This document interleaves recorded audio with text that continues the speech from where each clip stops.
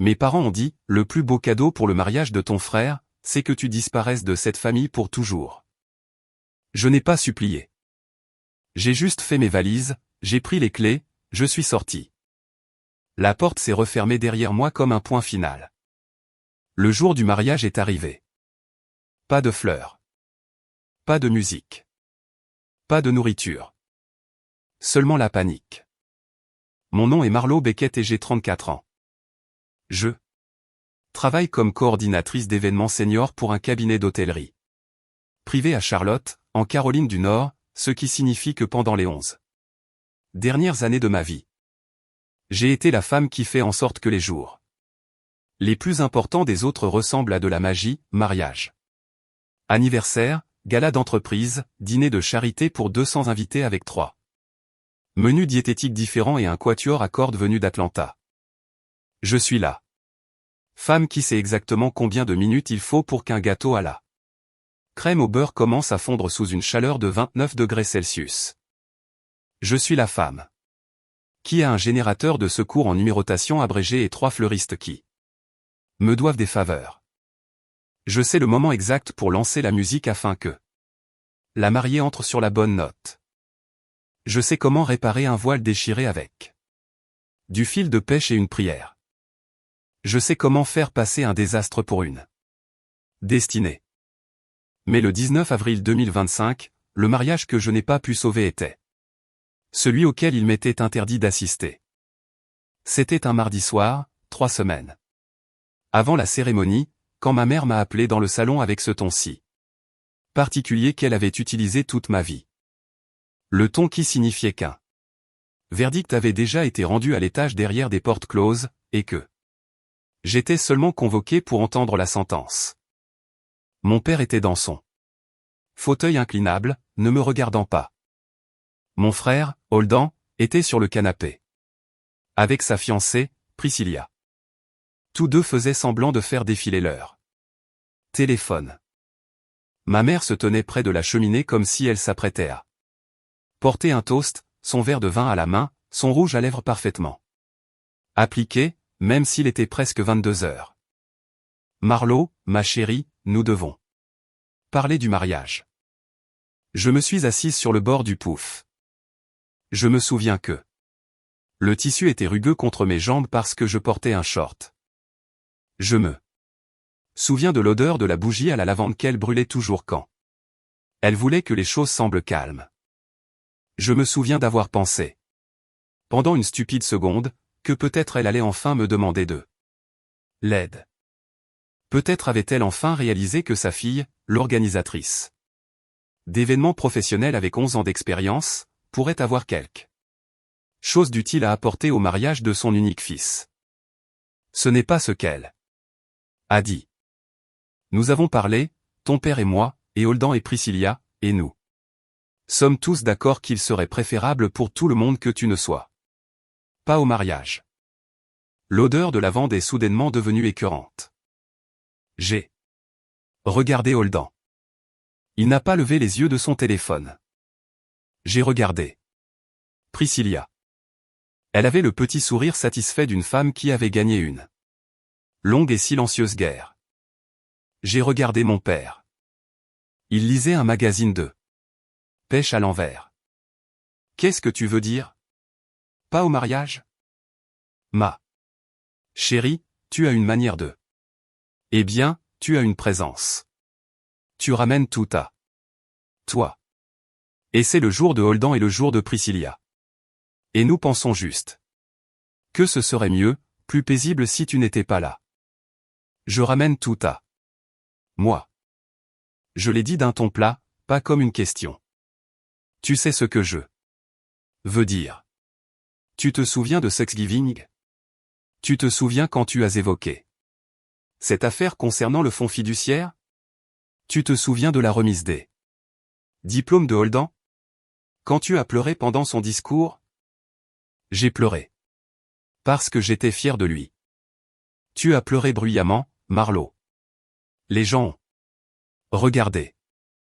Je suis resté assise un instant et j'ai senti quelque chose se produire dans ma poitrine dont je n'avais pas encore de nom. Ce n'était pas de La colère. La colère est venue plus tard. C'était quelque chose de plus calme. Quelque chose de plus semblable à un interrupteur éteint dans une pièce où j'avais vécu toute ma vie. Alors, vous voulez que je ne vienne pas au mariage. Nous voulons que le plus beau cadeau pour le mariage de ton frère soit ta disparition de cette famille pour toujours. Elle l'a dit comme si elle l'avait répété. Elle l'avait probablement fait. J'imagine qu'elle l'a répété devant le miroir de la salle de bain, pratiquant la cadence, s'assurant que, pour toujours, atterrissait avec la bonne dose de finalité. Ma mère était toujours une femme qui se souciait profondément de la sonorité de ses phrases.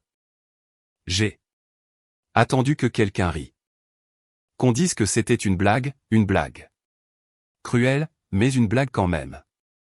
Personne n'a ri.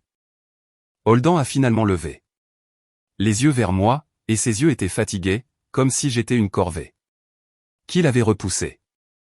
Priscilla a pris une petite gorgée de son vin. Mon père a tourné une page de son magazine à l'envers.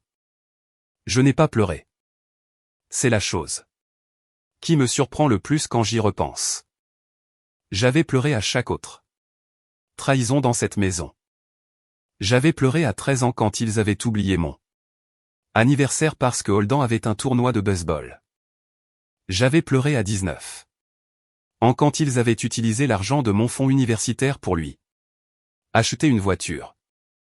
J'avais pleuré à 27 ans quand ma grand-mère était morte et qu'il ne me l'avait dit qu'après les funérailles parce que, selon les mots de ma mère, tu aurais rendu ça dramatique. J'avais pleuré 1000 fois dans ce salon sur ce pouf rugueux sous l'odeur de cette bougie à la lavande. Mais le 19 avril 2025, je n'ai pas pleuré. Je me suis juste levé. D'accord, c'est tout. Ce que j'ai dit. D'accord. Un mot. J'ai monté les escaliers jusqu'à la chambre où j'étais revenu 8 mois plus tôt après l'expiration de mon bail d'appartement, et j'économisais pour acheter une petite maison. Je payais mes parents $1200 par mois de loyer, d'ailleurs. $1200 par mois pour vivre dans ma chambre d'enfant et me faire dire que j'étais une invitée qui devait être polie. J'ai tiré ma valise de sous le lit, la grande, celle que j'utilisais pour les voyages d'affaires. J'ai commencé à plier mes vêtements. Je ne faisais pas mes valises frénétiquement. Je faisais mes valises comme je le faisais pour un mariage. Je coordonnais méthodiquement ma liste mentale, articles de toilette, vêtements de travail, vêtements décontractés, chaussures de ville, le dossier de documents importants, l'ordinateur portable, les chargeurs. J'ai fait mes valises pendant environ 40 minutes. Personne n'est venu me voir. Personne n'a frappé à la porte. Quand je suis redescendu avec la valise, ma mère était toujours près de la cheminée. Elle a semblé surprise, comme si elle s'était attendue à ce que je descende et que je les supplie. Marlo, tu n'as pas à partir ce soir, ma chérie. Nous parlions juste du mariage. Il n'y a pas besoin d'être dramatique. Je suis passé devant elle.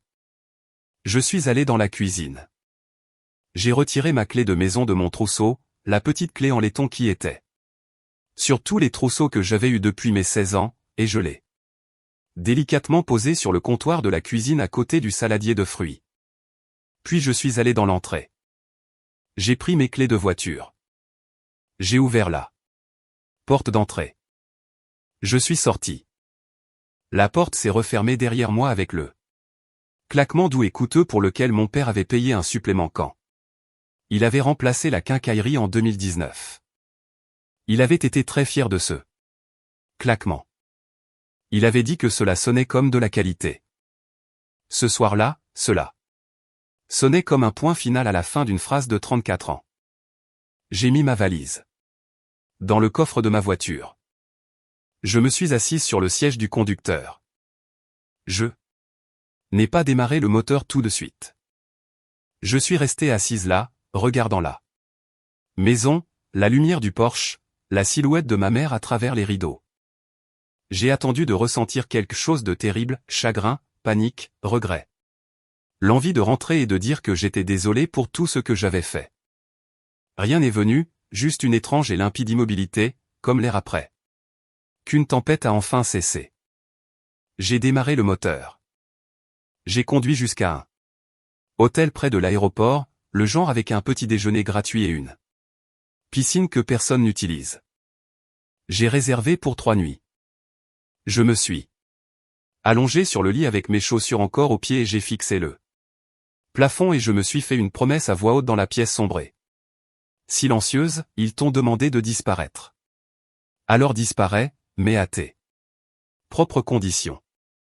Je ne le savais pas encore, assise sur cette couverture d'hôtel Reich, mais dans 22 jours, le jour du mariage de mon frère, cette promesse allait revenir et anéantir cette famille d'une manière qu'aucun de nous n'aurait pu prédire. Le matin après mon départ, je me suis réveillé dans cet hôtel d'aéroport et j'ai ressenti quelque chose que je n'avais pas ressenti depuis très longtemps, la faim. Une vraie faim. Pas le genre de faim polie et performative que l'on ressent quand on dîne avec des gens qui critiquent la façon dont on mâche. Une vraie faim. Le genre qui signifie que votre corps fait à nouveau attention à lui-même. Je suis descendu pour le petit déjeuner. Gratuit. J'ai mangé 2 gaufres, 3 morceaux de bacon, un yaourt et une banane. La femme de la station à omelette m'a fait une omelette avec 3 fromages différents et ne m'a pas demandé si j'étais sûr de vouloir tout ce fromage. Je me suis assise près de la fenêtre et j'ai regardé les avions décoller et j'ai mangé chaque bouchée lentement. C'était le premier repas depuis des années où personne n'avait dit « Marlo, vas-tu vraiment manger tout ça ?» Je veux faire une parenthèse ici parce que je pense que vous devez comprendre qui j'étais avant cette nuit-là et comment j'étais arrivé au point où se faire dire de disparaître de ma propre famille ressemblait moins à une tragédie qu'à un permis de faire. Je suis né le 8 juillet 1990 dans un petit hôpital près de Raleigh. Mes parents, Linnea et Gareth Beckett, étaient mariés depuis 6 ans et essayaient d'avoir un bébé depuis 4 d'entre elles. Ma mère racontait toujours l'histoire de ma naissance comme si c'était un triomphe personnel, la fille tant attendue pour laquelle elle avait prié. Il y a des photographies de moi bébé dans l'album du salon. Et sur chacune d'elles, je suis habillé comme une petite poupée. Ruban dans les cheveux, dentelle sur mes chaussettes, rouge à lèvres maculé sur ma joue à cause des baisers de ma mère. Puis en 1993, quand j'avais presque 3 ans, Holden est né et les photographies ont changé. Soudain, j'étais en arrière-plan de chaque photo. Holden dans le berceau, Marlo flou derrière lui. Holden à son premier anniversaire. Marlo recadré hors du cadre. Holden dans sa robe de baptême. Marlo debout sur le côté. Dans une robe qui n'allait pas parce que personne n'avait pris la peine de me mesurer cette année-là. Je ne vous dis pas cela pour paraître amer. Je vous le dis parce que le modèle du reste de ma vie a été établi dans ces photographies. Holden était le fils. Holden était le prince. Holden était celui qui avait de nouveaux vêtements pour l'école tandis que je portais des vêtements de seconde main de ma cousine aînée Bridg. Holden était celui dont nous conduisions 4 heures pour assister au match de baseball. Tandis que mon récital de piano se déroulait devant une chaise vide où mes parents étaient censés s'asseoir, j'ai appris très tôt à être utile. C'était mon rôle dans la famille. Holden était aimé pour ce qu'il était. J'étais aimé pour ce que je pouvais faire. J'ai aidé ma mère à la cuisine à 13 ans. J'ai organisé Noël en famille à 15 ans. J'ai organisé la fête d'anniversaire surprise pour mes parents à 17 ans. Celle où ma mère a pleuré et a dit « Marlo, tu as un tel don pour ça. Tu devrais en faire ton métier. » Je l'ai prise au mot. Je suis allé au Community College et j'ai obtenu un diplôme en gestion hôtelière. Je suis passé d'employé de banquet dans un hôtel de Greensboro à coordinatrice adjointe, puis planificatrice junior, et enfin coordinatrice d'événements seniors dans un cabinet qui organise des mariages pour certaines des familles les plus riches des Carolines. À 30 ans, je gagnais 78 000 $ par an, ce qui n'est pas une fortune, mais une vie respectable. À 33 ans, je gagnais 92 000 $ par an plus des bonus, et chacun de ces dollars, mes parents pensaient qu'ils leur appartenaient en partie. Quand j'avais 25 ans, j'ai prêté 8 000 $ à mon père pour réparer le toit de la maison. Il ne m'a jamais remboursé. Quand j'avais 28 ans, j'ai payé les frais de scolarité de Holden pour un camp de codage parce que mes parents avaient vidé son fonds universitaire pour un bateau. 15 000 $ que je lui ai donné. Il ne m'a jamais remboursé non plus. Quand j'avais 31 ans, j'ai payé la rénovation complète de la cuisine de mes parents parce que, selon les mots de ma mère, tu n'as pas de mari ni d'enfant pour dépenser ton argent, ma chérie, et la famille prend soin de la famille. 40 000 $. Vous pouvez deviner si j'en ai jamais revu un centime. Je veux être clair. Je ne leur ai pas donné cet argent parce qu'ils l'ont demandé gentiment. Je l'ai donné parce que chaque fois que je disais non, j'avais droit au traitement du silence pendant des semaines. Ma mère pleurait auprès de mes tantes en disant à quel point j'étais devenu égoïste. Mon père me traitait de déception. Holden m'envoyait de longs messages textes disant que la famille s'effondrait et que c'était parce que j'étais devenu trop matérialiste. Et finalement, à chaque fois, je cédais. J'écrivais le chèque. J'étais malade pendant une semaine. Et puis le cycle recommençait. En novembre 2024, Holden s'est fiancé à Priscilla Vance. Elle était agente immobilière à Raleigh et venait d'une famille qui avait un peu d'argent ancien. Et beaucoup de nouvelles opinions. Son père était un chirurgien à la retraite. Sa mère siégeait au conseil d'administration de 3 associations caritatives différentes. Dès l'instant où Priscilla a rencontré mes parents, elle a traité ma mère comme une reine et moi comme une domestique. Je vais vous donner un exemple. La première fois que Priscilla est venue dîner à la maison, j'avais préparé tout le repas, filet de bœuf, légumes rôtis, une salade avec une vinaigrette maison, une tarte au chocolat pour le dessert. Je cuisinais depuis 14 heures. Quand Priscilla est entrée, ma mère a dit, « Priscilla, ma chérie, le repas de ce soir a été préparé par Marlo. Elle est si douée pour ces choses, comme si j'étais un service que ma mère avait loué. » Priscilla a souri. Et a dit, « Oh, c'est tellement généreux de votre part, Marlo. Je ne manquerai pas de laisser un bon commentaire. » Elle pensait que c'était une blague. Ma mère a ri. Mon père a ri. Holden a ri. Je n'ai pas ri. Je suis allé dans la cuisine et j'ai regardé la tarte au chocolat que j'avais faite de toutes pièces. Et j'ai senti la première fissure dans le mur que j'avais tenu toute ma vie. Les fiançailles ont été annoncées à Noël. Le mariage était prévu pour le 10 mai 2025. De janvier à avril, j'ai été l'organisatrice de mariage officieuse de la famille. Même si Priscilla avait engagé une organisatrice professionnelle de Raleigh nommée Vivian Holloway, qui, selon les normes de l'industrie, n'était pas très bonne. J'expliquerai davantage sur Vivian dans un instant. Le fait est que ma mère n'arrêtait pas de venir me poser des questions. Quel genre de fleurs devrait être dans les centres de table? Quel est un coût raisonnable par assiette? Est-il de mauvais goût d'avoir un cash-bar? Les demoiselles d'honneur devraient-elles porter du verso ou de l'eucalyptus? J'ai répondu à chaque question patiemment. Je leur ai donné des feuilles de calcul. Je leur ai donné des recommandations de fournisseurs.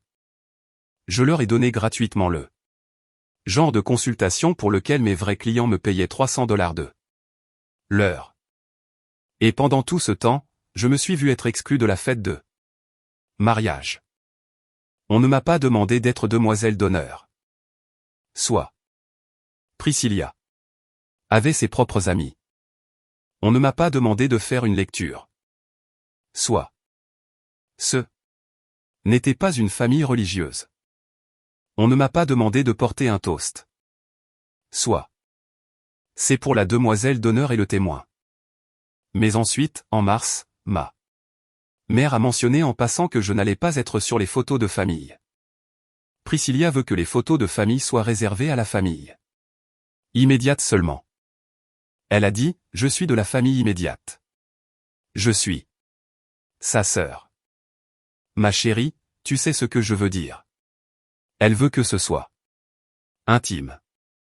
J'aurais dû partir à ce moment-là. J'aurais dû faire mes valises en mars, pas en avril. Mais je me suis dit que j'étais dramatique. Je me suis dit que j'étais la fille difficile que ma mère m'accusait toujours d'être. Je me suis dit que la famille est la famille et qu'on ne part pas juste parce que quelqu'un blesse vos sentiments. Alors, quand le 19 avril est arrivé et qu'ils m'ont dit de disparaître pour toujours, j'ai presque envie de les remercier. Parce qu'ils ont enfin dit à voix haute ce qu'ils disaient par leurs actions. Depuis 34 ans. De retour à l'hôtel ce matin-là après mon gros petit déjeuner, je suis monté dans ma chambre et j'ai ouvert mon ordinateur portable. J'ai ouvert un nouveau document.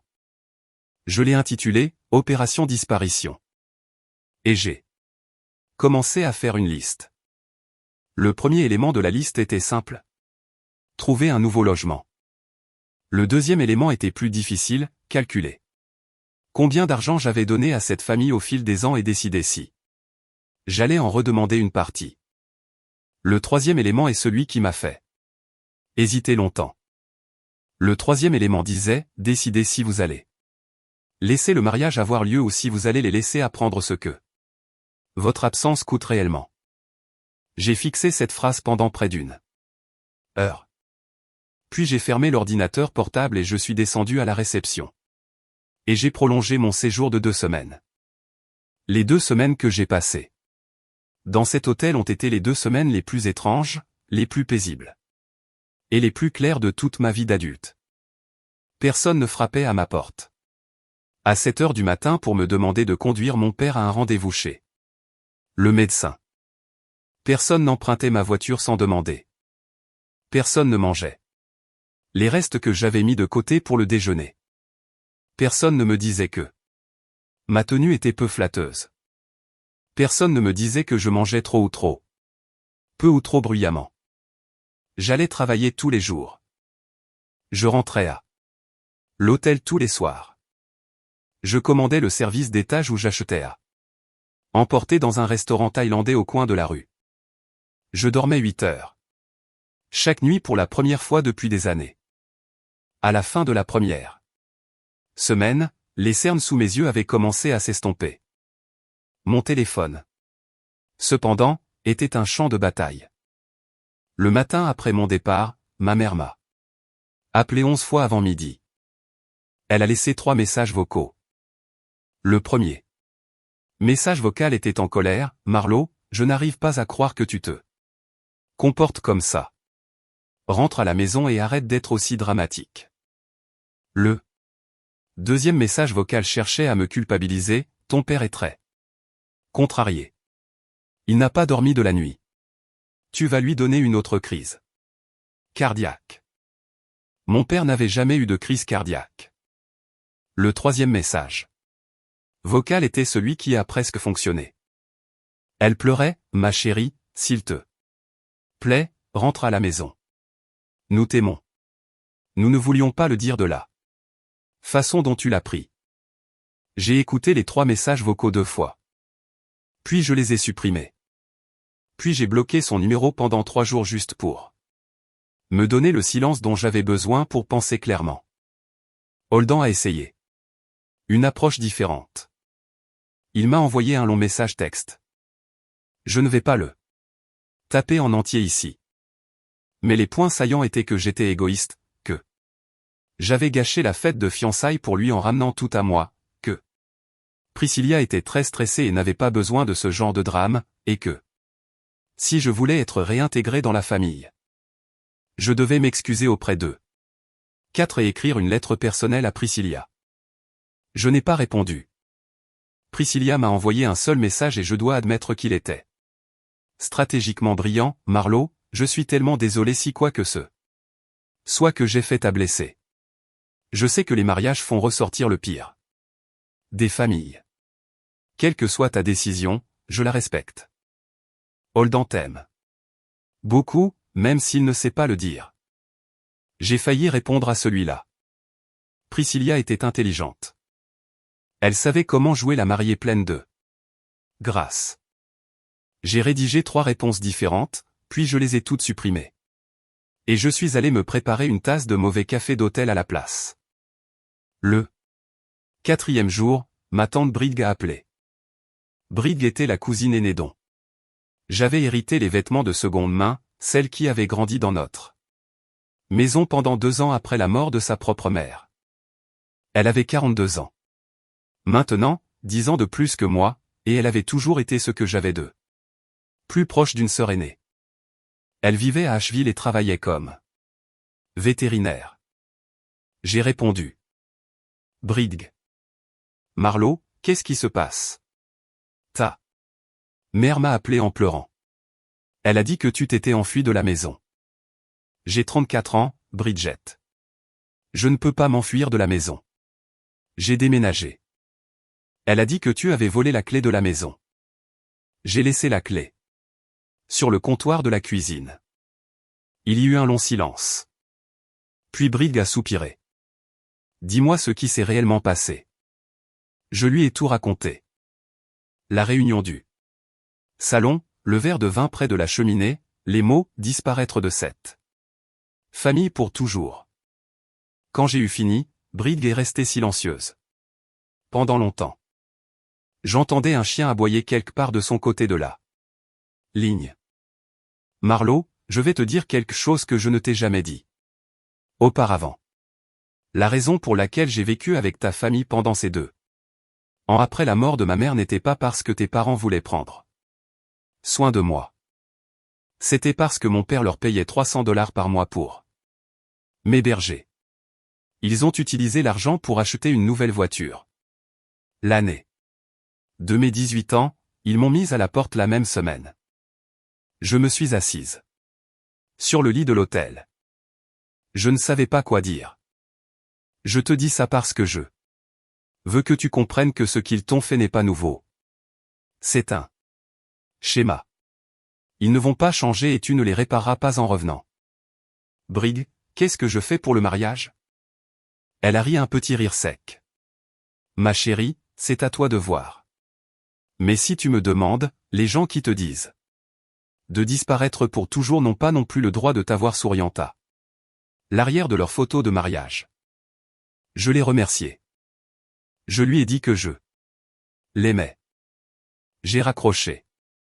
Puis je suis retourné à mon ordinateur portable et j'ai ouvert le document intitulé « Opération disparition ».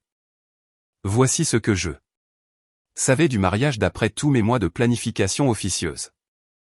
La cérémonie était prévue pour 14 h le 10 mai 2025 dans un lieu appelé le Willow Creek Estate, à environ 30 minutes de Charlotte. La réception se déroulait au même endroit dans un jardin sous tente avec dîner à 17 h et danse jusqu'à 23 h. Le nombre d'invités était de 187. Le budget total, d'après ce que ma mère avait laissé échapper, était d'environ $80 000, dont mes parents payaient la moitié. Ils m'avaient dit fièrement qu'ils avaient contracté un prêt sur valeur domiciliaire pour couvrir leur part. Les fournisseurs, c'est là que ça devenait intéressant, car si Priscilla avait engagé Vivian Holloway comme organisatrice officielle, presque tous les fournisseurs de la liste étaient des personnes que j'avais recommandées. La fleuriste Camille de Petal Enstem était une de mes amies. Le traiteur, une entreprise appelée Art & Hollow, était dirigé par un homme nommé Desmond, avec qui j'avais travaillé sur des dizaines d'événements. Le DJ, le photographe, le pâtissier, l'entreprise de location de tables et de chaises, l'entreprise d'éclairage, le service de barman, même l'entreprise de voiturier. Tous étaient des personnes que j'avais personnellement présenté à ma mère avec ma recommandation personnelle. Maintenant, je veux être clair sur quelque chose. Je n'allais pas saboter le mariage. Je ne suis pas ce genre de personne. Je n'appellerai jamais un fournisseur pour lui dire de laisser tomber un client. C'est le genre de chose qui détruit des carrières, y compris la mienne. Mais ce que j'allais faire était différent, quelque chose de plus honnête. J'allais cesser d'être le filet de sécurité. Pendant des mois, j'avais été la coordinatrice invisible derrière le mariage. Vivien Holloway, l'organisatrice officielle, n'était, comme je l'ai mentionné, pas très bonne. Elle manquait des détails. Elle oubliait de faire le suivi. Elle ne comprenait pas les limitations saisonnières sur certaines fleurs. Chaque fois qu'elle faisait une erreur, ma mère m'appelait et je la corrigeais. J'appelais Camille et j'expliquais ce que la mariée voulait réellement. J'envoyais un email à Desmond avec la liste diététique corrigée. J'envoyais un message au photographe concernant le changement d'horaire. Je faisais cela depuis janvier, discrètement en coulisses parce que c'est qui j'étais, la réparatrice, la fille utile. Donc, le matin du 23 avril, assise dans ma chambre d'hôtel avec ma deuxième tasse de mauvais café, j'ai ouvert mon email et, une par une, j'ai envoyé un message poli et professionnel à chaque fournisseur que j'avais personnellement présenté pour le mariage. Le message était court. Je vais le paraphraser. Cher monsieur ou madame, non, je voulais vous informer qu'en raison d'une affaire de famille, je ne serai plus impliqué à quelque titre que ce soit dans le mariage de Holden Beckett et Priscilla Vance prévu pour le 10 mai. Veuillez adresser toute question ou préoccupation à Vivien Holloway, l'organisatrice officielle, dont les coordonnées sont ci-dessous. Merci pour votre amitié et votre excellent travail.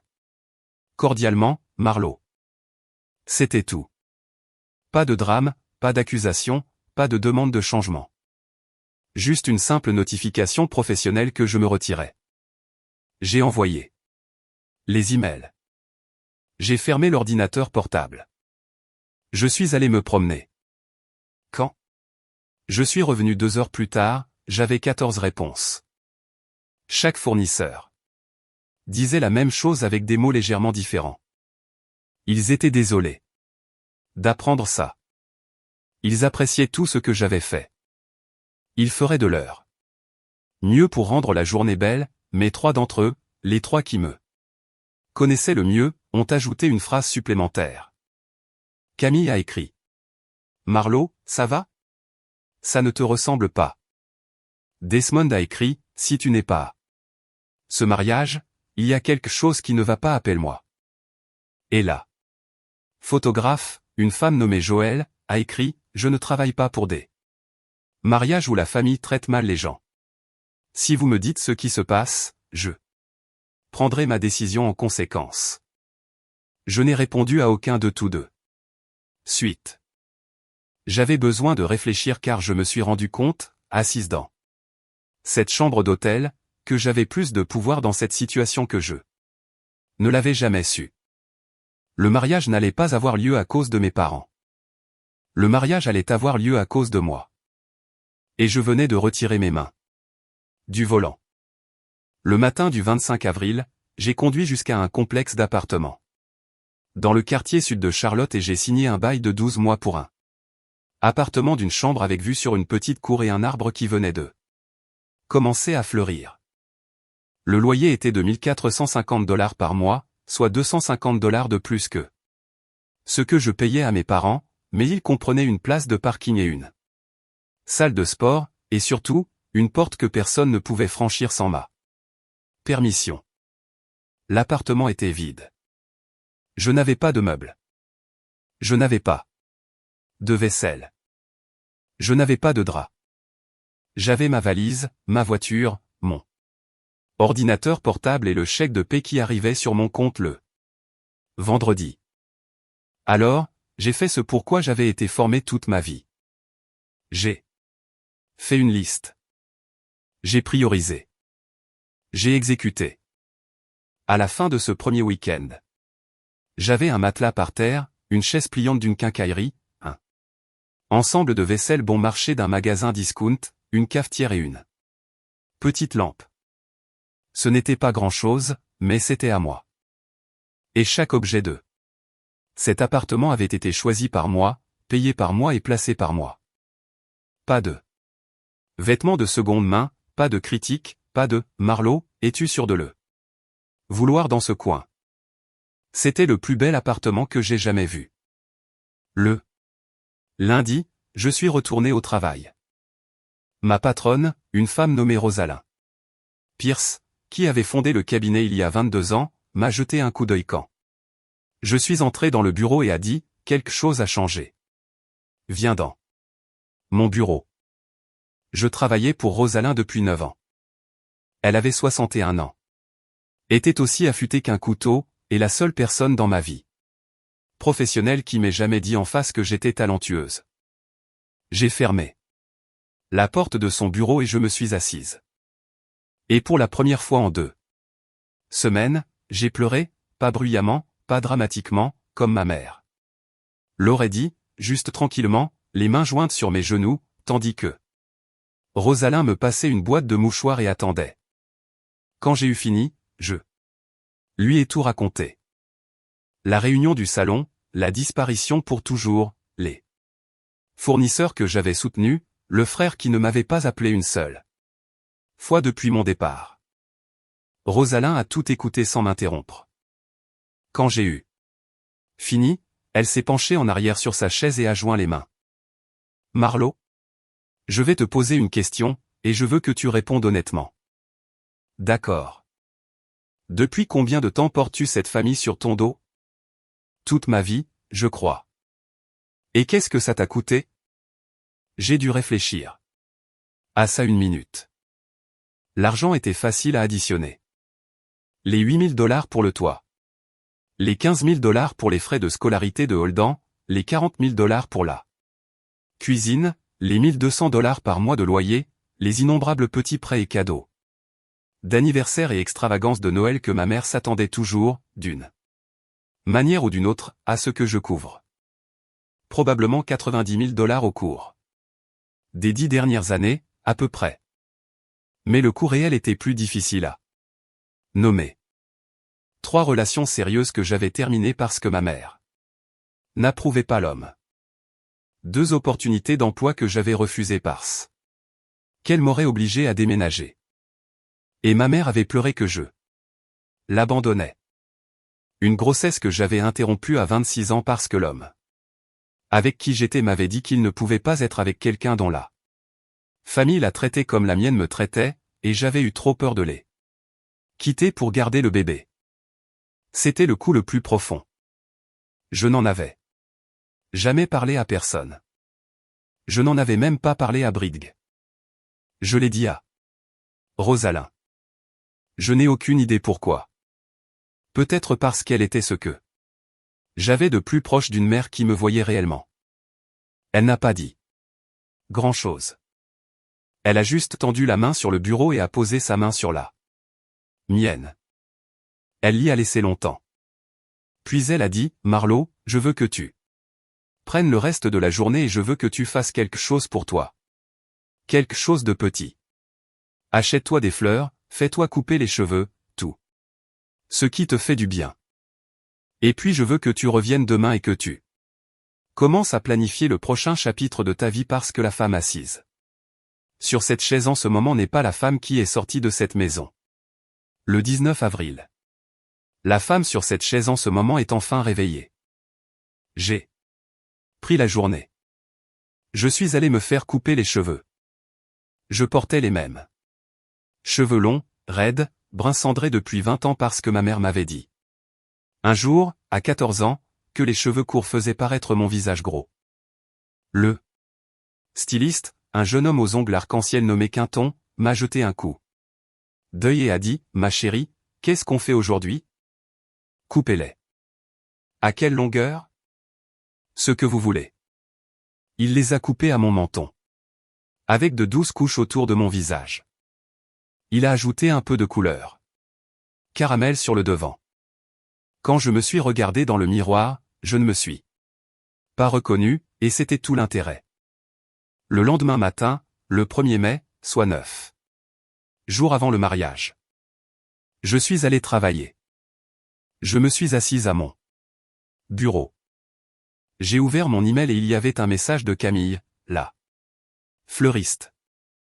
Marlo, il faut que je te parle.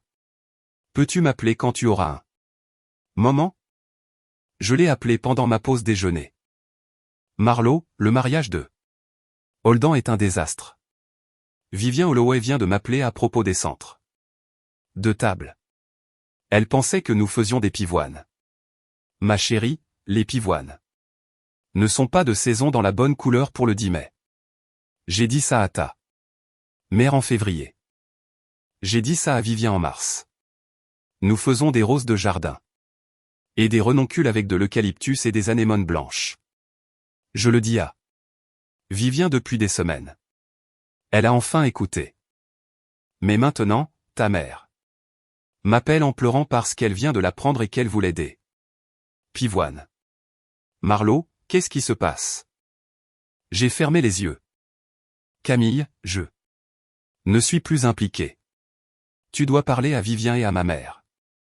Je ne peux pas aider. Marlo, je te demande en tant qu'amie, ça va?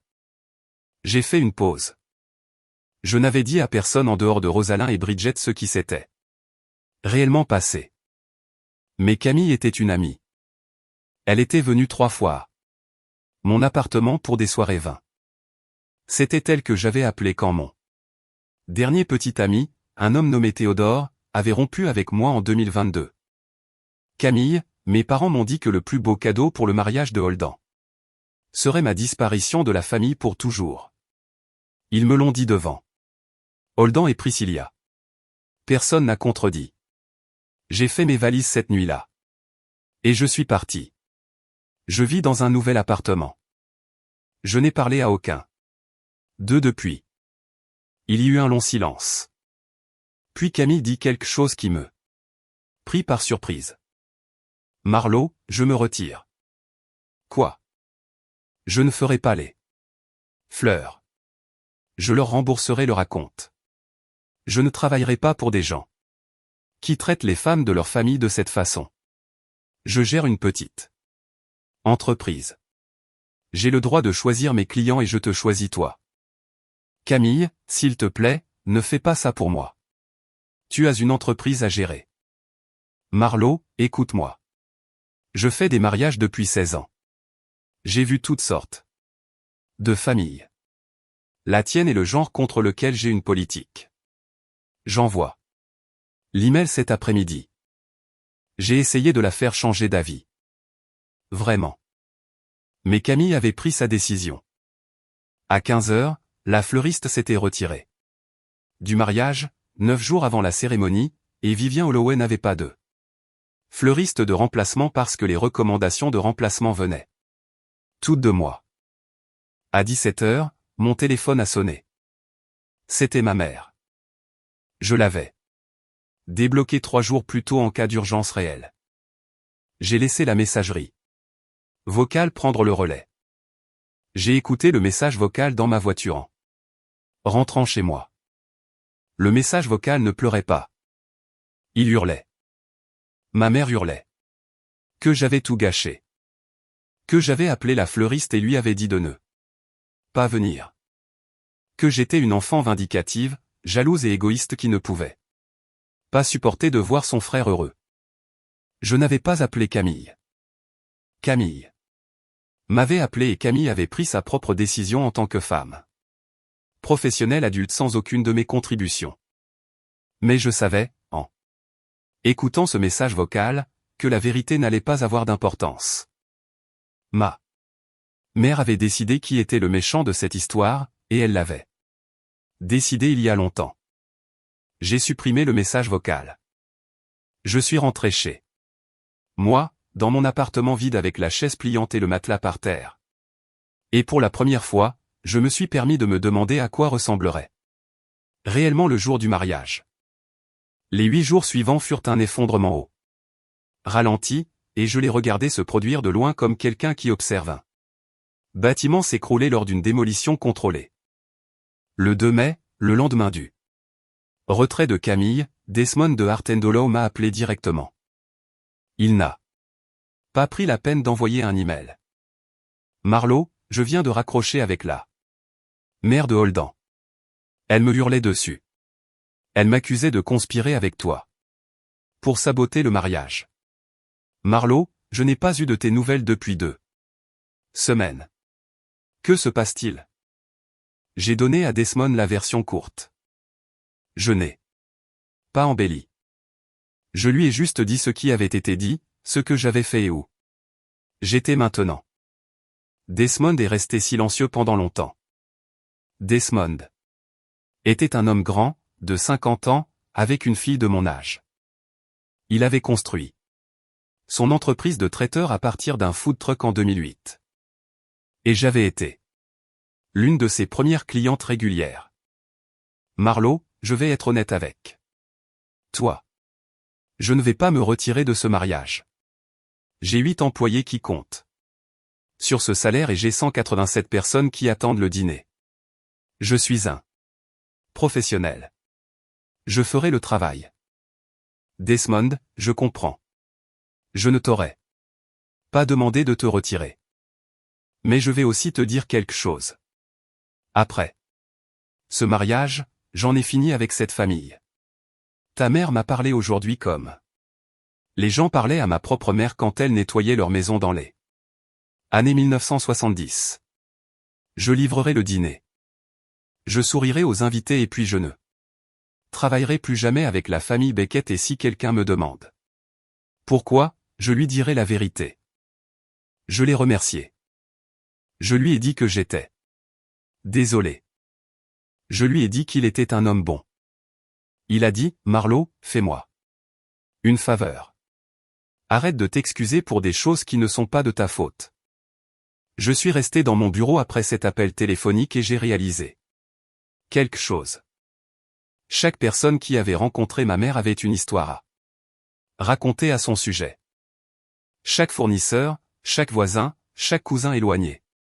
Chaque connaissance occasionnelle avait, à un moment donné, été la cible de sa langue acérée, de ses remarques cinglantes, de son habitude de traiter les employés de service comme s'ils étaient inférieurs à elle.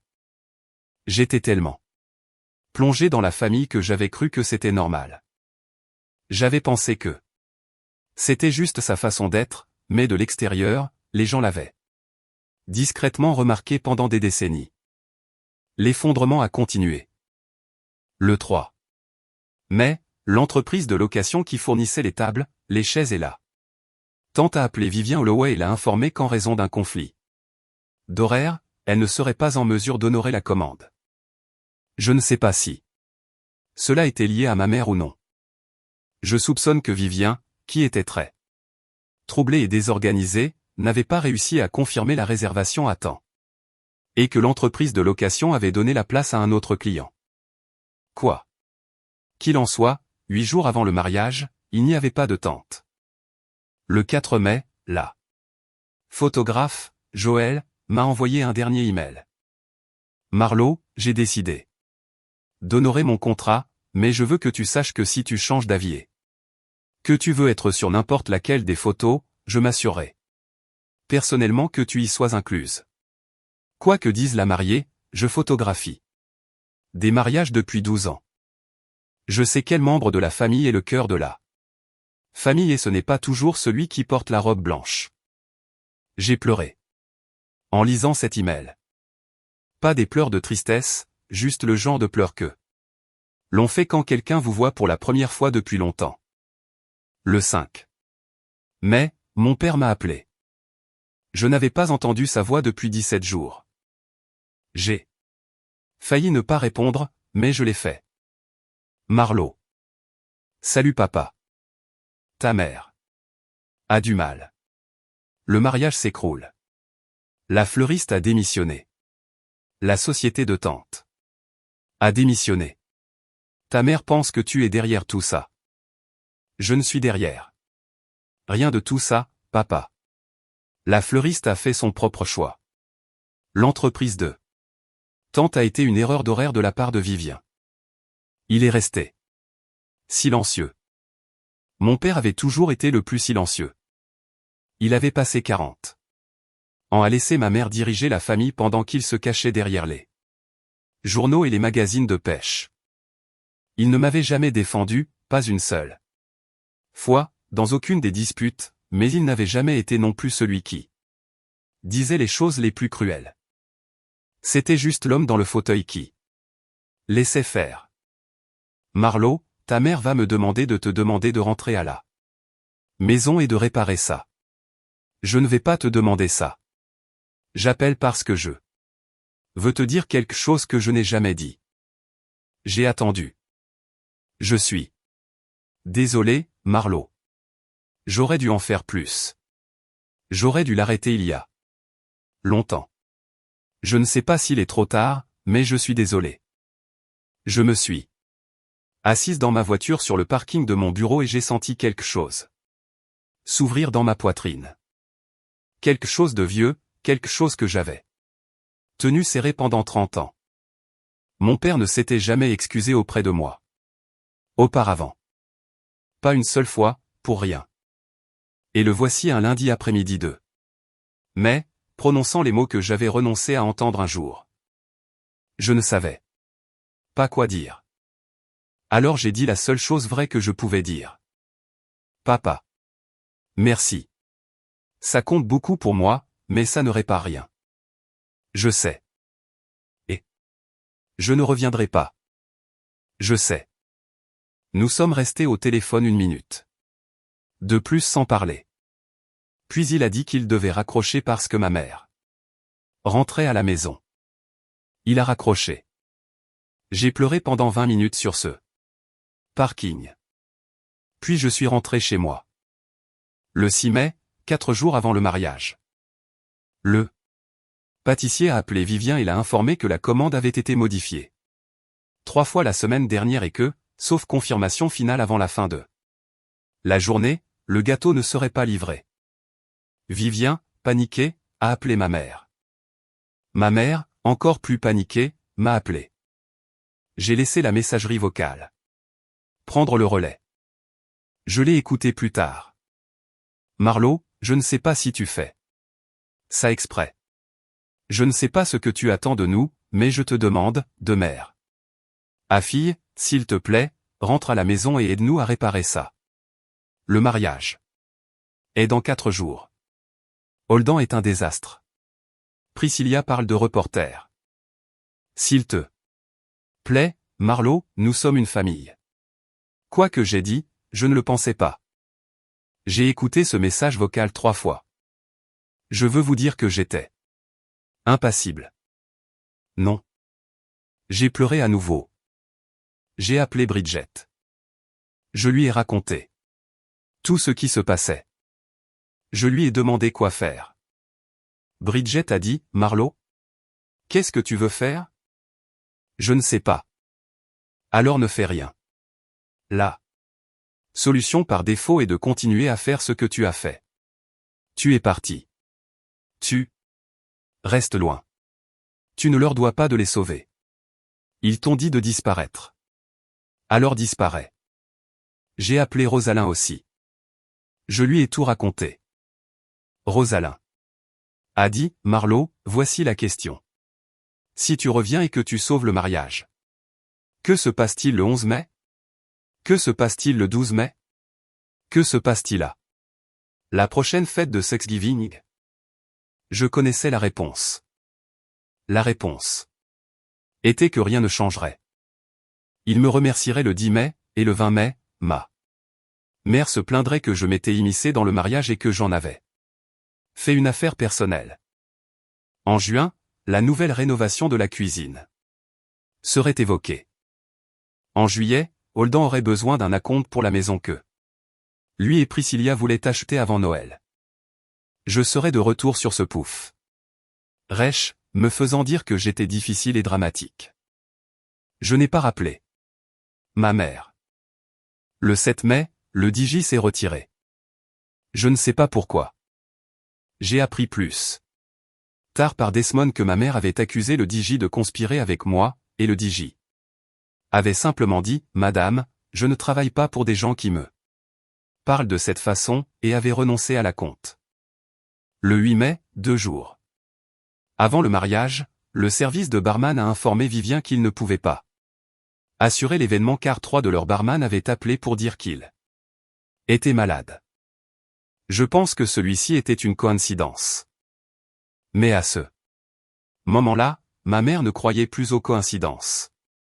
Le 9 mai, la veille du mariage, j'ai reçu un message texte de Holden, le premier en 20 jours. Marlo? Je ne sais pas ce qui se passe. Je ne sais pas ce que tu as fait ou ce que maman a fait, mais le mariage est brisé. Priscilla pleure dans la salle de bain en ce moment. Nous n'avons pas de tente. Nous n'avons pas de fleurs. Nous n'avons pas de DJ. Nous n'avons pas de barman. Le gâteau est incertain. Le photographe parle de partir. Je ne sais pas si tu fais ça exprès, mais si c'est le cas, s'il te plaît, arrête. Et si ce n'est pas le cas, s'il te plaît, aide-nous. Tu es la seule personne de cette famille qui sait comment réparer les choses. J'ai lu le message 3 fois. J'ai posé le téléphone sur le comptoir de la cuisine. Je me suis préparé une tasse de thé. Je me suis tenu à la fenêtre de mon nouvel appartement. Et j'ai regardé l'arbre dans la cour, celui avec les nouvelles feuilles de printemps. J'ai pensé à toutes les années passées à être là. Réparatrice. Toutes les années passées à être l'utile. Toutes les années passées à me faire dire que j'étais trop dramatique, trop bruyante, tout. En étant censé maintenir tranquillement toute la famille ensemble. J'ai pris le téléphone. J'ai tapé une réponse. Je l'ai lu 3 fois. Puis je l'ai envoyé. Holden, je suis désolé que le mariage ait des problèmes. Je n'ai causé rien de tout ça. Je ne fais plus partie de la famille, par décision de maman et papa. Je ne peux pas réparer ce dont je ne fais pas partie. J'espère que toi et Priscilla trouverez un moyen de vous en sortir demain. Je n'y serai pas. J'ai posé le téléphone. Je ne l'ai pas repris cette nuit-là. Le 10 mai 2025 était un samedi et c'était le plus beau jour de printemps que Charlotte ait connu de toute l'année. Le ciel était d'un bleu clair et lavé. La température était de 24 degrés Celsius. Il y avait une douce brise venant de l'ouest. Si vous étiez un organisateur de mariage, c'était le genre de temps qui vous faisait adresser un petit merci à n'importe quel dieu auquel vous croyez. Je n'étais pas une organisatrice de mariage ce jour-là. J'étais une femme dans un appartement flambant neuf avec des draps flambant neufs que j'avais achetés la veille. Assise sur un canapé flambant neuf que j'avais acheté dans un magasin d'occasion. Le vendredi après-midi. Le canapé était en velours vert foncé et c'était le premier meuble que j'avais jamais choisi entièrement pour moi-même sans que personne ne me dise que c'était la mauvaise couleur ou la mauvaise forme ou le mauvais prix. Je me suis réveillé à 7 heures du matin. Je n'avais pas mis de réveil. Mon corps s'est simplement réveillé comme les corps le font quand ils n'ont plus peur. J'ai fait du café. Je me suis assise près de la fenêtre. J'ai regardé la lumière du soleil se déplacer dans la cour. À 9 heures du matin, mon téléphone a sonné. C'était Bridget. Marlo, ça va? Ça va. Où es-tu? En ce moment? Dans mon appartement, je bois du café. Bien. Reste là. Ne regarde pas ton téléphone. Ne réponds à aucun appel sauf le mien. Tu m'entends? Je t'entends. Je t'aime, Marlo. Je t'aime aussi, Bridget. Je ne suis pas resté sans téléphone. Je ne vais pas faire semblant. Je suis seulement humaine. Mais je suis resté dans mon appartement. Je ne me suis pas habillé. Je n'ai pas conduit jusqu'au lieu de l'événement. Je n'ai pas rôdé sur le parking comme un fantôme triste. Je vais vous raconter ce qui s'est passé au mariage parce que Desmond me l'a dit plus tard et Joël me l'a dit plus tard et Brig me l'a dit plus tard et même mon père me l'a dit plus tard. Je rassemble leur récit en une seule image continue. Le Willow Creek Estate avait un beau bâtiment principal, mais la cérémonie et la réception devaient avoir lieu dans le jardin sous une grande tente blanche. La tente, comme vous le savez, n'existait pas.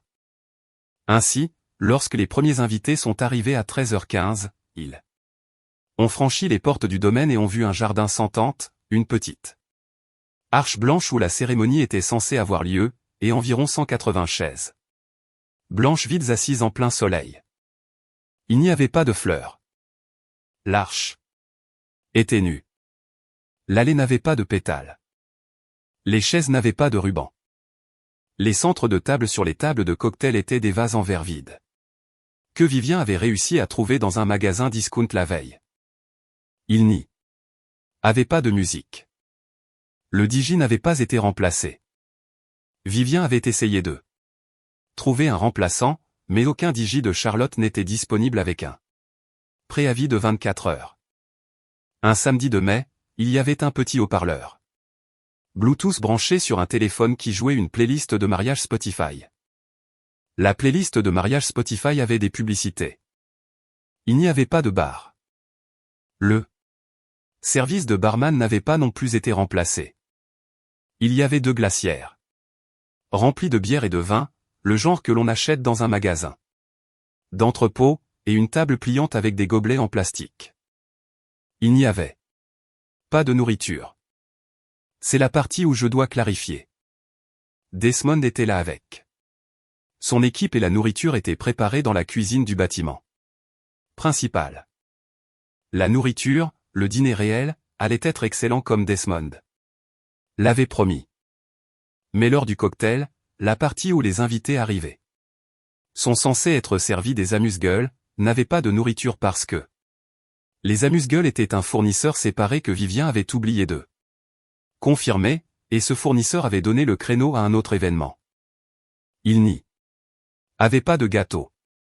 Le pâtissier, dans le chaos des commandes changeantes, avait finalement reçu une confirmation à 8h du matin le 10 mai, 6h avant la cérémonie, et avait dit « Je suis désolé, mais je ne peux pas faire un gâteau à 4 étages en 6 heures. » Le gâteau avait été annulé. Ma mère avait essayé d'acheter un gâteau rectangulaire dans une épicerie à midi. Le gâteau rectangulaire de l'épicerie portait l'inscription « Joyeux anniversaire ». Parce que c'était le seul qu'ils avaient en stock et qui était assez grand. La mariée, Priscilla, était dans une suite d'hôtel à 10 minutes de là, se préparant avec ses demoiselles d'honneur. Elle ne savait rien de tout cela. Ma mère lui avait dit que tout allait bien. Ma mère lui avait dit que la tente avait été déplacée à l'intérieur comme une surprise romantique. Il n'y avait pas d'espace intérieur réservé. Le domaine avait un bâtiment principal, mais le bâtiment principal accueillait un événement privé ce jour-là, une fête du 50e anniversaire pour quelqu'un nommé Constance. À 13h45, 15 minutes avant le début de la cérémonie, ma mère se tenait dans le jardin vide et regardait les invités déambuler avec des visages confus. Elle portait une robe de mère du marié, couleur champagne qu'elle avait achetée dans une boutique haut de gamme pour 9 cents $. Ses cheveux étaient parfaits, son maquillage était parfait, et selon Desmond, qui a tout vu, elle était visiblement en pleine panique. Elle avait appelé Vivien Holloway 19 fois ce matin-là. Vivien avait finalement éteint son téléphone à midi et était rentré chez elle. Vivien, j'ai appris plus tard, avait complètement quitté l'industrie du mariage après ce jour-là. Elle a trouvé un emploi dans un cabinet comptable en juillet. Ma mère s'est tournée vers mon père.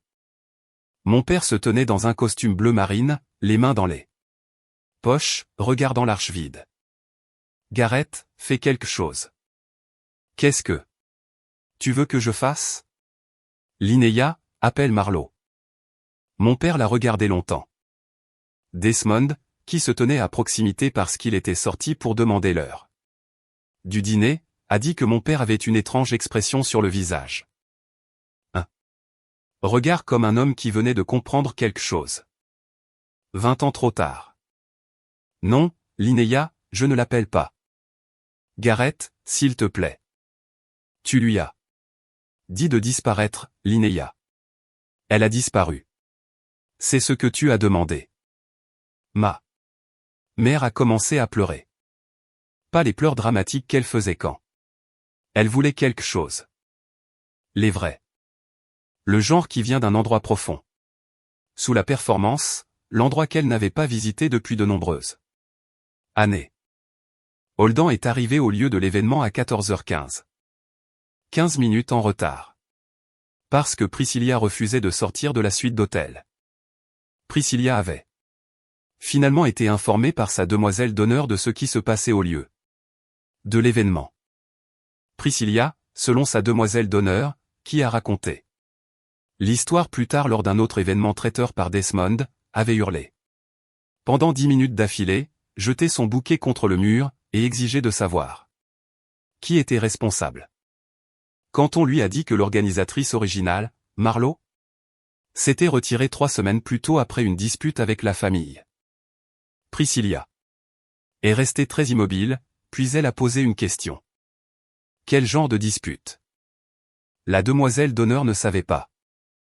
Alors Priscilla a appelé ma mère. Directement.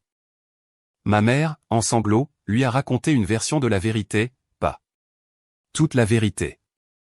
Pas la partie « disparaître de la famille pour toujours », mais assez pour que Priscilla comprenne que Marlo avait été poussée dehors et que le mariage s'effondrait à cause de décisions que sa future belle-mère avait prises. Priscilla, à son honneur, n'a pas annulé le mariage. Elle a mis sa robe. Elle est montée dans la voiture. Elle est arrivée sur les lieux à 15h30, avec 90 minutes de retard, a descendu l'allée sans musique à l'exception d'une petite playlist Spotify, et a épousé mon frère devant 187 invités qui transpiraient sur des chaises pliantes en plein soleil sans fleurs. Sans ombre. Sans boisson et sans nourriture. La cérémonie a duré 12 minutes. L'officiant, qui avait attendu des heures, était visiblement épuisé. Après la cérémonie, les invités ont été dirigés vers un coin du jardin où Desmond et son équipe avaient installé un buffet sur des tables pliantes. Le buffet était magnifique. La nourriture était incroyable. Desmond, comme il l'avait promis, avait fait son travail. Les invités ont mangé des côtes de bœuf et des légumes rôtis et une belle salade de printemps sur des assiettes en plastique tout en étant assis sur les mêmes chaises pliantes que pour la cérémonie, car les tables de dîner faisaient partie de la location de tente manquante. À 19h, quelqu'un a finalement coupé le gâteau rectangulaire de supermarché. Il disait « Joyeux anniversaire, Connie » dessus parce que ma mère, paniquée au magasin, avait acheté un gâteau qui était exposé comme échantillon. Le magasin n'avait pas eu le temps d'en faire un sur-mesure. Les invités ont pris des photos du gâteau et les ont postées sur les réseaux sociaux. À 20h, la moitié des invités étaient partis. À 21h, la plupart des autres étaient partis. À 22h, le mariage était terminé. Mon frère et sa nouvelle femme sont retournés à leur hôtel. Selon Bridget, qu'il a entendu d'une cousine qui était là, ils n'ont pas parlé dans la voiture. Priscilla avait enlevé ses chaussures et les portait. Holden avait une tache de saleté sur sa chemise blanche. Ils sont montés à la suite nuptiale, et Priscilla s'est enfermée dans la salle de bain et n'en est pas sortie pendant 2 heures. C'était le pire mariage auquel les invités avaient jamais assisté. Les gens en ont parlé pendant des mois. Ils en parlent probablement encore et je n'étais pas là. Je veux être clair sur quelque chose. Ici parce que j'y ai beaucoup réfléchi au cours des mois suivants. Je n'ai pas causé l'effondrement de ce mariage. Ma mère l'a fait s'effondrer. Vivien Holloway l'a fait s'effondrer. Les mauvaises décisions de plusieurs années l'ont fait s'effondrer. J'avais simplement cessé d'être le filet de sécurité sous toutes ces mauvaises décisions, et la gravité avait finalement fait ce que la gravité fait. Mais je veux aussi reconnaître autre chose. Il y a une version de moi, une version que j'étais, qui aurait passé toute la journée du 10 mai sur les lieux, en arrière-plan, en jean et t-shirt, courant dans la chaleur. Appelant des fournisseurs, trouvant des solutions, faisant en sorte que tout fonctionne. Il y a une version de moi qui aurait personnellement conduit jusqu'à un marché aux fleurs de gros à 5 heures du matin et aurait fait des arrangements de ses propres mains. Il y a une version de moi qui aurait traversé la ville jusqu'à une boulangerie et les aurait suppliés de préparer un gâteau. Il y a une version de moi qui aurait loué une tente à une petite entreprise dont personne n'avait entendu parler et qui aurait transporté des chaises elle-même et qui se serait tenue dans la cuisine pour aider Desmond à dresser les amuse-gueules. Cette version de moi aurait sauvé la journée et personne ne l'aurait remercié. Il se serait plaint que la tente était de la mauvaise couleur, que le gâteau était de la mauvaise saveur, que les fleurs n'étaient pas ce que Priscilla voulait. Et puis, sur les photos de famille prises au coucher du soleil, cette version de moi aurait été délibérément recadrée. Donc la question n'est pas de savoir si j'ai causé l'effondrement du mariage. La question est pourquoi j'avais passé 34 ans de ma vie à être la version de moi qui aurait sauvé un mariage qui ne voulait pas d'elle. Je me suis assise sur mon canapé en velours vers le soir du 10 mai avec un verre de vin que je m'étais versé et je me suis laissé ressentir l'étrange mélange de chagrin et de liberté qui découle de laisser enfin brûler quelque chose que l'on a protégé toute sa vie. Je ne me sentais pas heureuse. Je veux être honnête à ce sujet. Je ne me sentais pas triomphante. Je me sentais triste d'une manière profonde et silencieuse, comme on se sent triste quand quelque chose se termine alors que cela aurait dû se terminer il y a longtemps. À 23h30, mon téléphone a sonné. C'était Bridg. Marlo. Tu es assise. Je suis sur le canapé. Ta mère vient de m'appeler. Elle est hystérique. Le mariage est terminé. C'était un désastre. Holden et Priscilla sont partis. Ta mère est à la maison avec ton père. Elle te blâme pour tout. Je m'en doutais. Marlo, il y a plus. Priscilla a appelé ses parents. Rentrant à l'hôtel. Elle leur a tout raconté, tout ce qu'elle savait. C'est-à-dire la plupart des choses. Son père, le chirurgien, est apparemment furieux. Il parle d'une annulation. Une annulation du mariage d'une seule journée. Oui. Bridg. Ce n'est pas mon problème. Je sais que ce n'est pas le tien. Je te le dis juste. Ça va? Ça va. Marlo, je suis fier de toi. J'ai raccroché le téléphone. J'ai bu le reste de mon vin. Je suis allé me coucher. Je veux maintenant avancer rapidement car les 2 semaines suivantes ont été une sorte de lente suite. Et je ne veux pas m'attarder sur chaque appel téléphonique et chaque message vocal. Mais 3 choses se sont produites pendant ces 2 semaines que vous devez connaître car elles ont façonné tout ce qui a suivi. La première chose, c'est le 12 mai, 2 jours après le mariage, j'ai reçu un email de Priscilla, pas de Holden, de Priscilla. L'email était long. Je vais le résumer car l'email complet fait 6 paragraphes. Priscilla écrivait qu'elle avait passé les dernières 48 heures à apprendre la vérité de divers membres de la famille et fournisseurs, et qu'elle comprenait maintenant qu'on lui avait menti à mon sujet pendant des mois. Elle écrivait que ma mère lui avait dit pendant les fiançailles que j'étais une femme jalouse et instable qui ne pouvait pas supporter de voir Holden heureux et que la famille devait gérer avec soin mon implication dans le mariage pour m'empêcher de causer des problèmes. Priscilla écrivait qu'elle avait cru ma mère parce qu'elle n'avait aucune raison de ne pas le faire. Elle écrivait qu'elle réalisait maintenant que la femme dont elle aurait dû avoir peur n'était pas moi, mais la femme qui lui avait dit de me craindre. Elle écrivait qu'elle ne savait pas si son mariage allait survivre. Elle écrivait que Holden avait passé les 2 derniers jours à défendre ma mère et que cela avait été un tournant pour elle.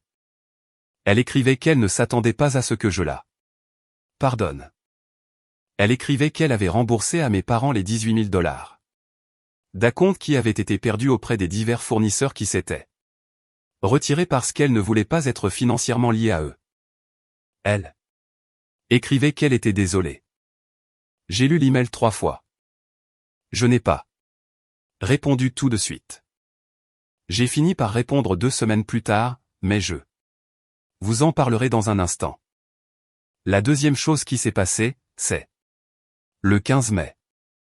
Mon père s'est présenté à mon appartement.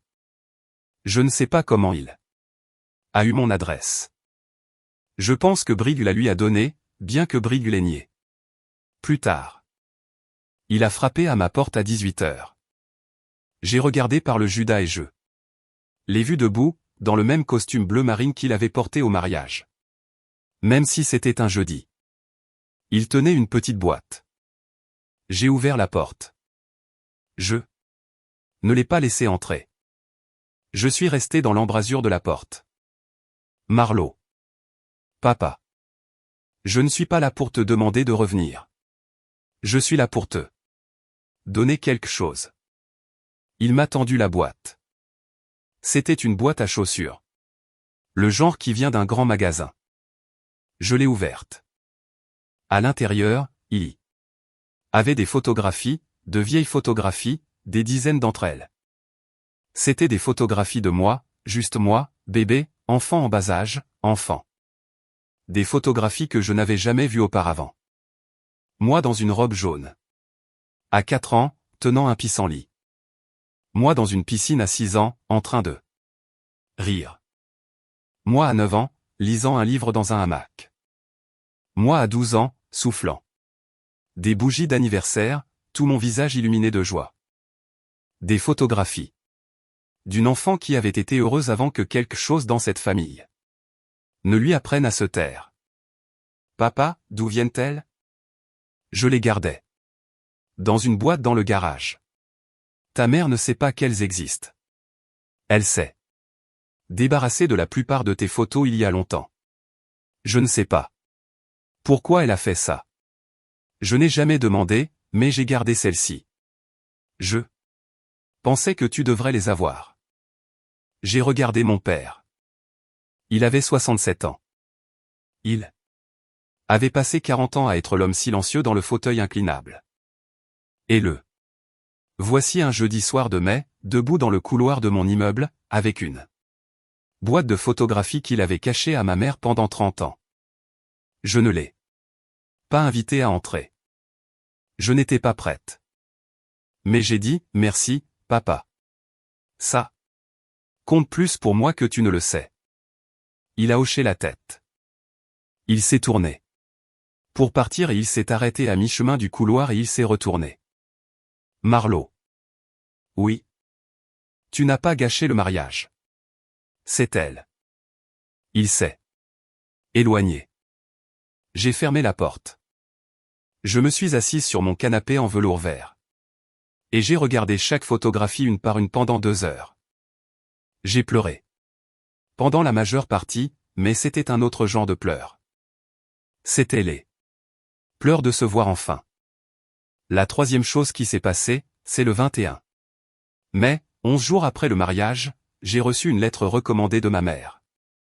Pas un message, pas un appel, pas un email, une lettre physique envoyée par courrier recommandé, ce qui signifiait que je devais la signer au bureau de poste. Je suis allé au bureau de poste. Je l'ai signée. Je l'ai ouverte sur le parking, assise dans ma voiture. La lettre était longue de 3 pages. Manuscrite. La lettre n'était pas des excuses. La lettre était une liste de griefs. Des choses que j'avais faites de travers tout au long de ma vie. Des choses que j'avais soi-disant faites pour la ruiner, la manquer de respect. L'embarrasser devant ses amis. C'était, à certains égards, un document magnifique, un inventaire complet de toutes les manières dont ma mère avait décidé que j'étais une fille décevante. À la fin de la lettre, elle écrivait qu'elle en avait fini avec moi, que la famille en avait fini avec moi, que je ne devais pas venir à ses funérailles ni à celles de mon père le moment venu. Qu'elle changeait son testament pour m'enlever entièrement, que tout l'argent restant irait à Holden. Qui avait été le bon enfant? J'ai lu la lettre 2 fois. Je l'ai pliée soigneusement. Je suis rentré chez moi. J'ai mis la lettre dans un tiroir. Et puis j'ai pris mon téléphone. J'ai appelé mon avocate, une femme nommée Elena Marquet, que j'avais utilisée pour des travaux contractuels. J'ai pris rendez-vous pour le lundi suivant. Et j'ai commencé à penser pour la première fois de ma vie à ce que cela signifiait de me protéger légalement de ma propre famille. J'ai rencontré Elena Marquet le matin du 26 mai. Son bureau était au 15e étage d'un bâtiment du centre-ville avec vue sur la ville et la rivière au-delà. Elle avait 47 ans, des cheveux foncés et un carré net, et elle avait l'habitude de faire craquer ses jointures quand elle réfléchissait. Je lui ai tout raconté, l'enfance, l'argent, le mariage, la lettre. J'avais apporté un classeur avec des documents. Elena m'avait dit au téléphone d'apporter tout ce que j'avais. J'avais passé le week-end à organiser des relevés bancaires, montrant les $8000 que j'avais virés à mon père en 2015 pour le toit. Des relevés bancaires montrant les $15 000 pour les frais de scolarité de Holden. En 2018. Des relevés bancaires montrant les $40 000 pour la rénovation de la cuisine en 2021. Des transferts plus petits, des dizaines d'entre eux remontant à 10 ans. Des messages textes de ma mère demandant de l'argent, puis me remerciant, puis, dans certains cas, promettant de le rembourser, des emails de mon père avec des titres comme « Petite faveur ». Au total, quand j'ai tout additionné pendant le week-end, le montant d'argent que j'avais donné à mes parents et à Holden au cours des 10 dernières années s'élevait à $93 047, sans compter le loyer que j'avais payé pour la chambre de mon enfance. Sans compter les cadeaux, l'épicerie, les choses que j'avais achetées pour la maison quand ma mère disait qu'elle ne pouvait pas se les payer. Elena a parcouru le classeur pendant près d'1 heure. Elle n'a pas dit grand-chose. Elle a pris des notes sur un bloc-notes jaune. Quand elle a eu fini, elle a posé le classeur et a fait craquer ses jointures. Marlo, je vais vous donner l'analyse juridique et ensuite je vais vous donner l'analyse personnelle. Dites-moi laquelle vous voulez en premier. Juridique d'abord.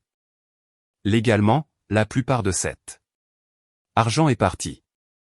Les prêts entre membres de la famille, lorsqu'ils ne sont pas documentés par des accords de prêt formels, sont presque toujours considérés comme des dons aux yeux du tribunal. Vous n'aviez pas de billet à ordre. Vous n'aviez pas d'accord signé. Vous avez des messages textes qui sont suggestifs, mais pas juridiquement contraignants. Si vous deviez poursuivre vos parents pour l'argent, vous perdriez probablement. Et même si vous gagnez, vous ne récupéreriez jamais réellement l'argent car ils n'ont pas d'actifs liquides à vous donner. Leur maison a un prêt sur valeur domiciliaire. Leurs voitures sont en leasing. Votre père a une petite pension. Votre mère ne travaille pas. Ce ne sont pas des gens riches. Ce sont des gens qui vivent au-dessus de leurs moyens. Depuis longtemps, en partie parce que vous les subventionnez. Je l'avais su à un certain niveau, mais l'entendre énoncé par une professionnelle le rendait plus réel. D'accord, quelle est l'analyse personnelle? Elena s'est penchée en avant. Marlo, vous n'avez pas besoin de les poursuivre. Je vais vous dire quelque chose que je dis à chaque client qui vient ici avec une situation familiale comme la vôtre.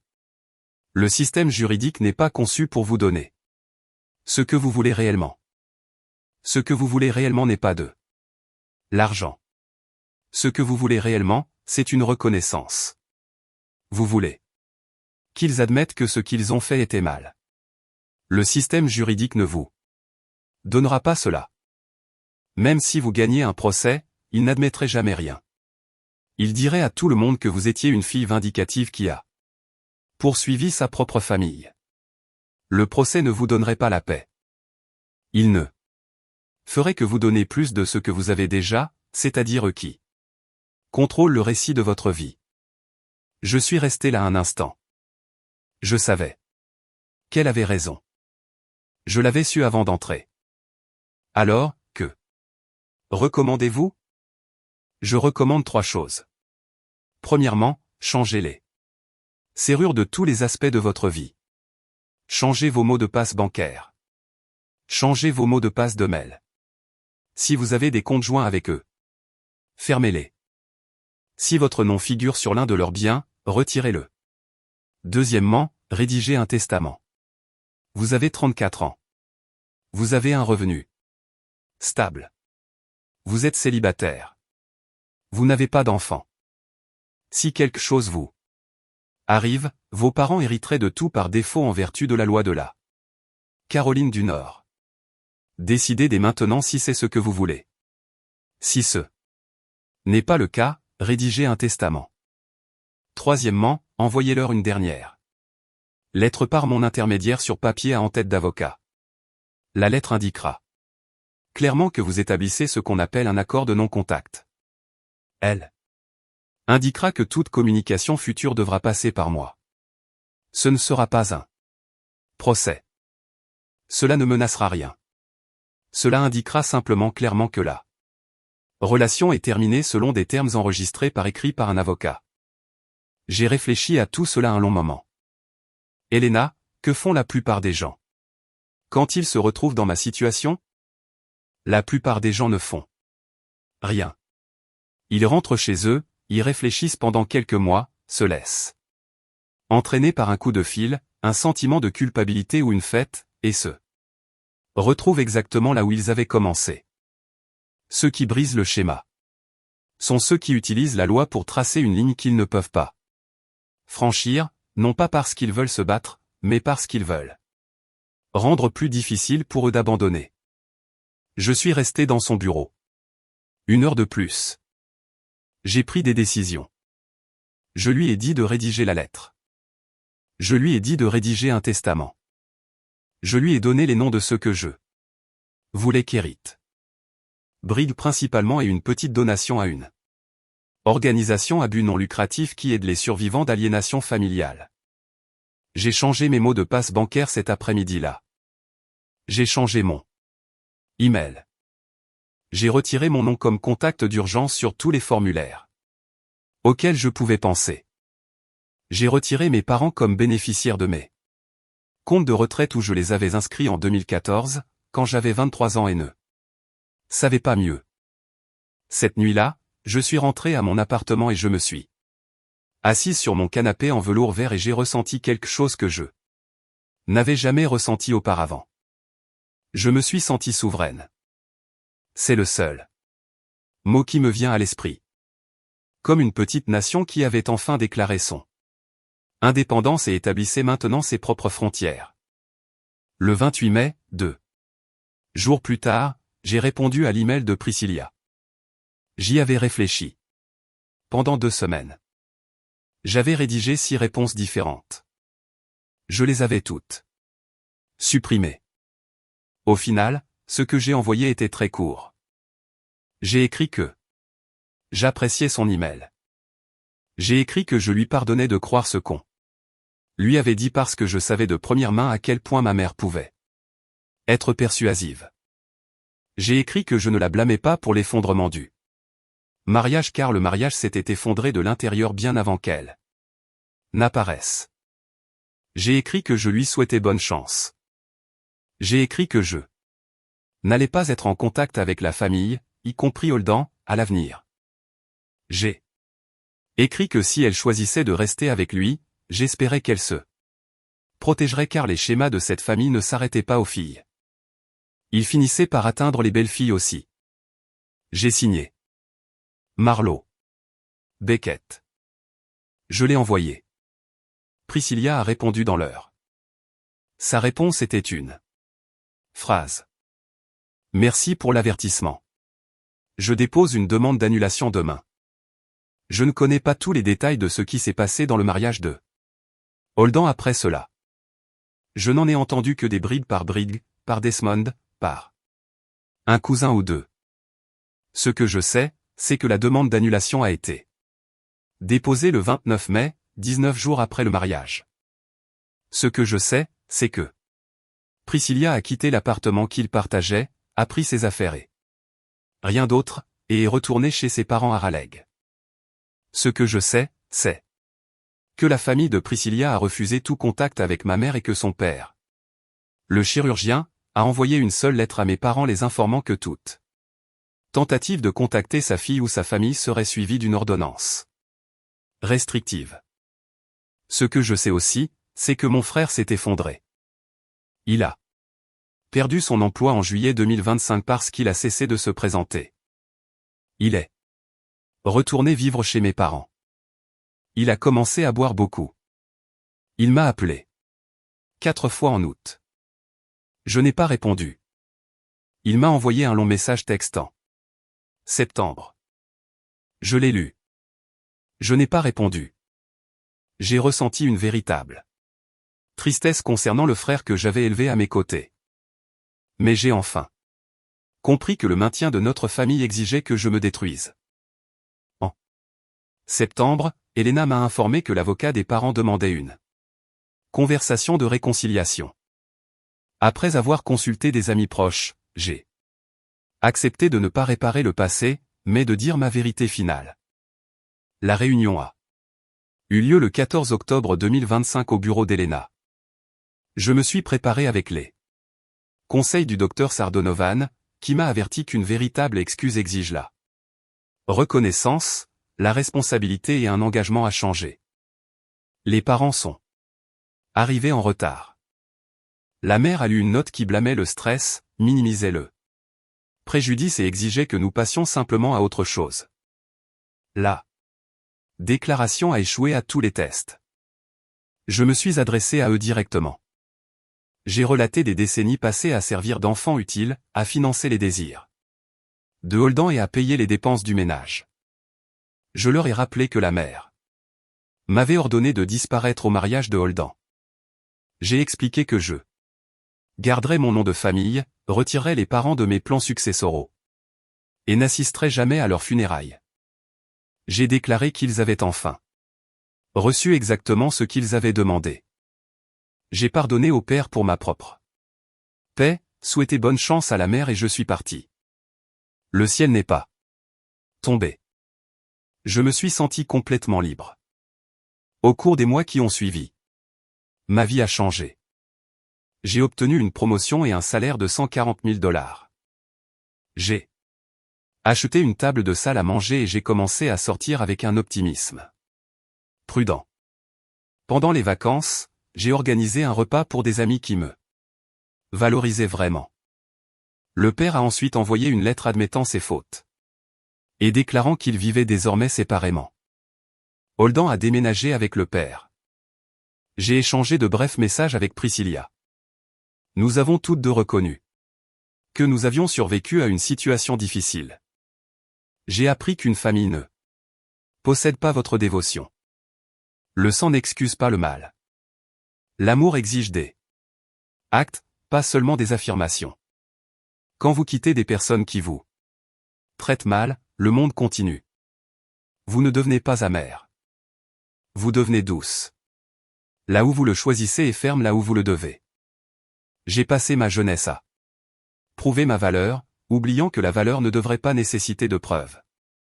Les gens qui exigent que vous disparaissiez vous donnent en fait la permission de partir. Partir m'a coûté des décennies et 93 000 $. C'était le meilleur investissement que j'ai jamais fait. Si vous regardez ceci et que vous avez une famille qui ne vous voit pas, je veux vous dire quelque chose. Vous n'avez pas à attendre qu'on vous dise de disparaître. Vous pouvez décider par vous-même. Vous pouvez faire votre valise ce soir. Vous pouvez laisser votre clé sur le comptoir de la cuisine. Vous pouvez conduire jusqu'à un hôtel bon marché près d'eux. L'aéroport et manger 2 gaufres le matin et ressentir pour la première fois depuis des années ce qu'est la vraie fin. Vous avez le droit d'être la personne que vous étiez avant qu'il ne vous apprenne à vous taire. Vous avez le droit d'être la petite fille à la robe jaune, tenant le pissenlit, riant dans la piscine, lisant dans le hamac. Vous avez le droit de revenir à elle. Elle vous a attendu. Mon nom est Marlo Beckett. J'ai 35 ans maintenant. Je vis à Charlotte, en Caroline du Nord. Je suis associé dans un cabinet d'hôtellerie. J'ai un canapé en velours vert et une table à manger en bois qui peut accueillir 6 personnes. J'ai un arbre devant ma fenêtre qui a traversé 4 saisons depuis que j'ai emménagé et qui est sur le point de refleurir. J'ai quelques bons amis. Un travail que j'aime, un thérapeute qui me dit la vérité, une cousine qui est plus comme une sœur et un père qui essaie. J'ai des photographies d'une petite fille heureuse sur mon mur. Je n'ai pas de mère. Je n'ai pas de frère. Je n'ai pas la famille dans laquelle je suis né. Mais pour la première fois de ma vie, je me possède. Et il s'avère que je suis suffisante. Il s'avère qu'en fait, je suis tout. Si cette histoire a eu un sens pour vous, si elle vous a rappelé quelqu'un que vous étiez ou quelqu'un que vous essayez de devenir, j'aimerais que vous aimiez cette vidéo et que vous vous abonniez à la chaîne car d'autres histoires comme celle-ci sont en route. Et si vous avez votre propre histoire, votre propre moment où quelqu'un vous a dit de disparaître et que vous avez trouvé le courage de partir réellement, veuillez la partager dans les commentaires. Nous nous accompagnons tous vers chez nous, une histoire à la fois. Merci d'être là. Merci d'avoir écouté. Et quoi que votre famille vous ait dit sur qui vous êtes, j'espère que vous savez au fond de vous que vous avez le droit de ne pas être d'accord.